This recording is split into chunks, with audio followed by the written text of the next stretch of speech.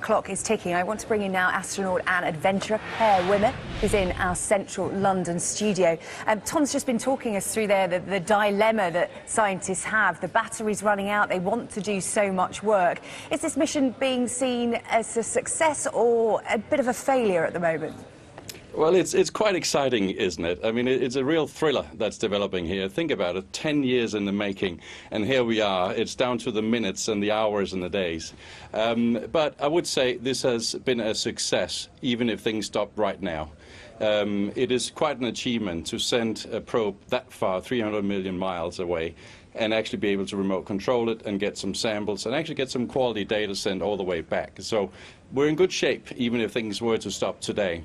We still hope that the battery problem can be solved, but it does require a little bit of engineering and remote engineering in terms of maybe twisting the probe or ultimately moving it, but that's by no means a given certainty. It's turning into a good plot for a film at the moment, but 20 years in development, €1 billion spent.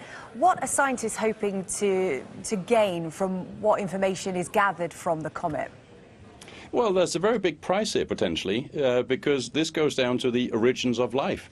We could find out how the Earth was created.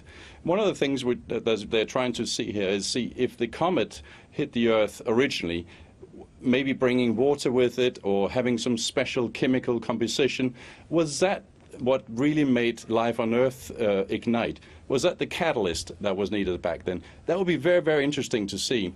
And given this comet is 4 billion years old, it has a lot of potential in revealing those sorts of answers. Now, what would be really key to that, and this is what the scientists really care about, is drilling down like they've done and checking out those samples, bringing it back down to Earth. Yes, scientists in the briefing this afternoon said those samples that are being drilled at the moment might not actually make it back to Earth because of the low battery on the probe. And we've seen pictures that the probe has taken and then beamed back to scientists on Earth. What other information will have been found that will be useful?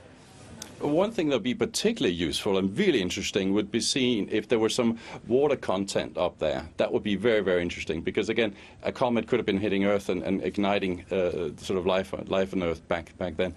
But it's not possible that we actually have battery life because the battery consumes quite a bit of battery life when you do the checking of the water composition. It's actually one of the energy-hungry activities on the probe, as it so turns out.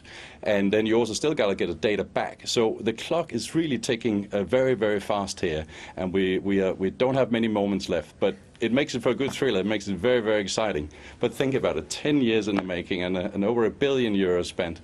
And here we are counting the minutes and the hours. Well, it's very interesting to watch all these dramatic events unfold. Per Wimmer, thank you very much for speaking to us here on Sky News. Let's go live now to Perth and the Scottish